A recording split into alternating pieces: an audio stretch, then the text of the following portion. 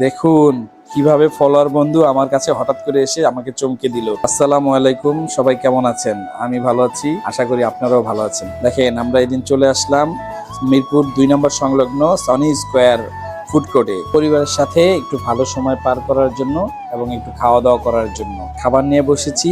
এরই মাঝে আমার বন্ধু পিছন দিক দিয়ে এসে পড়লো আমার অনেক ভিডিওর প্রশংসা করতেছিল। বিশেষ করে একদিন আমার রাজশাহীর মিষ্টান্ন ভান্ডারের মিষ্টি সেটার প্রশংসা করলো, বললো আমাকে কিন্তু অবশ্যই সেই মিষ্টি খাওয়াইতে হবে। আমি বলেছি রিজিকে থাকলে খাওয়াবো ইনশাল্লাহ তোমাকে। বন্ধুকে বলেছিলাম বন্ধু জয়েন করো, কিন্তু বন্ধু বললো না, পরিবার নিয়ে এসেছি, আরেকদিন ইনশাল্লাহ।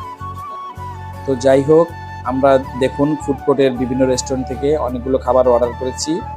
তার মধ্যে এখানে যে খাবারগুলো আছে, এটা হচ্ছে একটা অ্যারাবিয়ান ডিশ, বিভিন্ন প্রকারের কেবাব আইটেম ছিল এখানে।